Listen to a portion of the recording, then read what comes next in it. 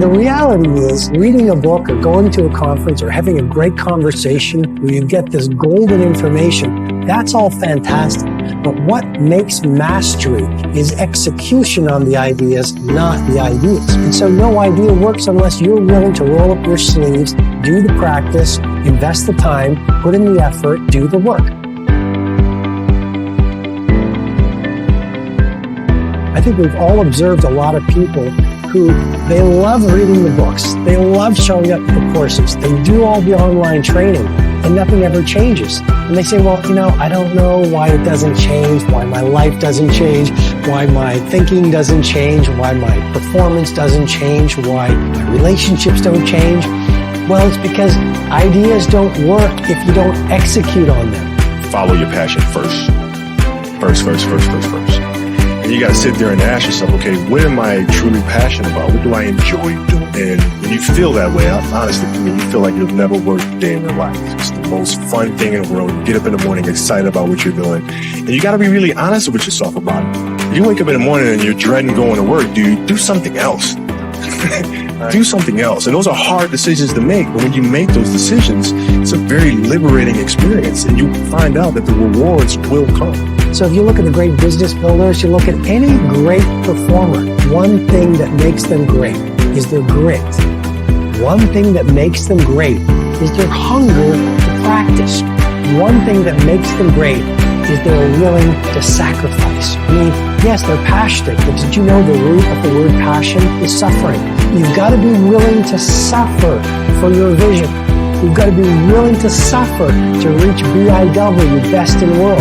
You've got to be willing to suffer the ridicule and laughter of your critics and your cynics to get to a place called world class. Comfort zone is dangerous. When you're comfortable, you have lost danger. The comfort zone is somewhere you should never feel comfortable. You should be happy and dissatisfied. Anybody ever tell you, hey, look, you know what? Just be satisfied with what you got. Don't believe him. Get him away from you. You should never be satisfied with what you got. Because the attempt to get more makes you into something better all the time. Don't let anybody tell you, hey, man, you should just be happy with no, you should double your business. Triple it. When you set goals, when you have an intention on something that you want to change about your life, your brain helps you. What it does is it opens up a checklist, and then your brain goes to work trying to remind you of that intention that you set. And it's really important to develop the skill. And I say that word purposefully, the skill of knowing how to hear that inner wisdom and that intention kicking in and leaning into it quickly. So for me, my brain saying, that's it, right there. Move as fast as a rocket now. I wanted to change my life. And I think most people that are miserable or that are really like dying to be great and dying to have more, we want to change. We want to live a better life. We want to create more for our families. We want to be happy. The desire is there. Again, it's about how do you go from knowledge to action. So the first thing in the story that's important is realizing that the answer was in you. And my mind was telling me, pay attention. Could have also been burned. Manhattan said. Anyway, the next morning, the alarm goes off, and I pretended NASA was there. It's the stupidest story. I literally went 5, 4, 3, 2, 1. I counted out loud, and then I stood up. And I'll never forget standing there in my bedroom. It was dark. It was cold. It was winter in Boston. And for the first time in 3 months, I had beaten my habit of hitting the snooze button. I couldn't believe it. And I thought, wait a minute. Counting backwards, that is the dumbest thing I've ever heard. The next morning I used it again and it worked. And then I started to notice something really interesting. There were moments all day long,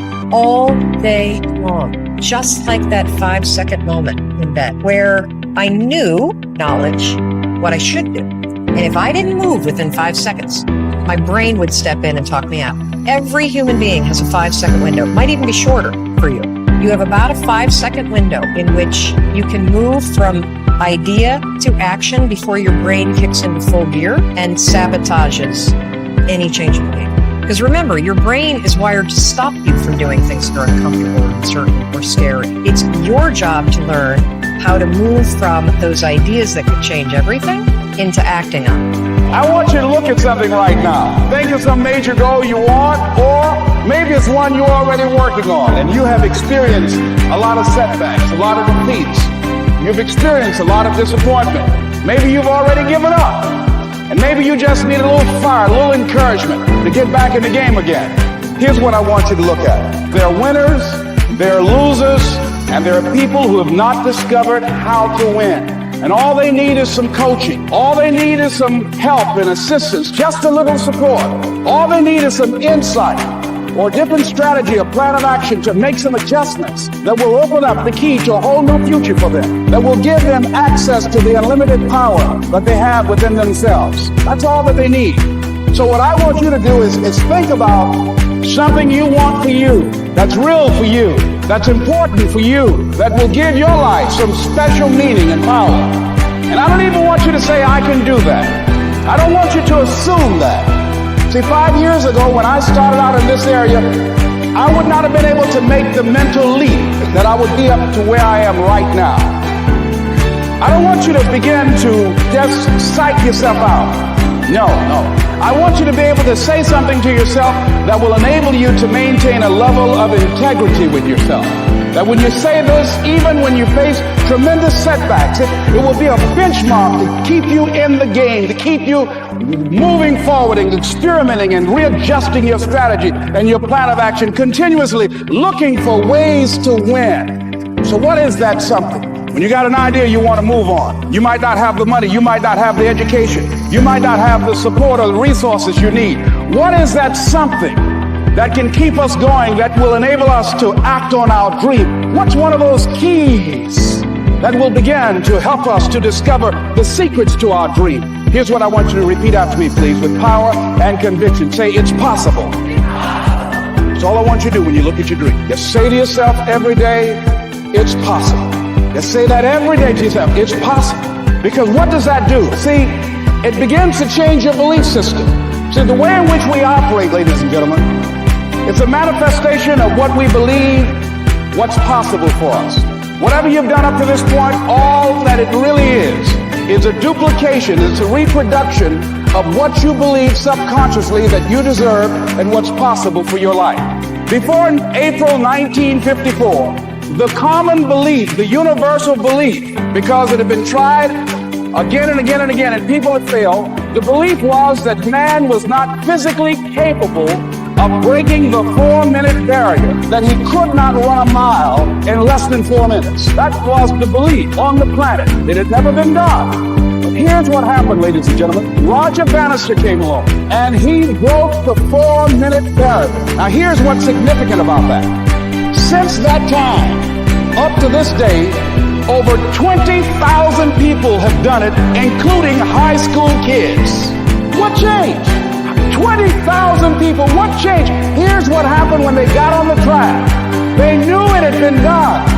And because they knew it had been done, there was a new belief about this barrier, about this goal that was unreachable. And those 20,000 people got in the race believing, knowing in their heart that someone had done it, that it's possible, that they could do it. And I'm saying that if you know anybody that had some goal, some dream, something they wanted to do, and they did it, then I'm saying that you know in your heart that if someone has done it, then you can do it. It's possible. And that if someone can make that dream become a reality, that it's possible that you can make your dream become reality.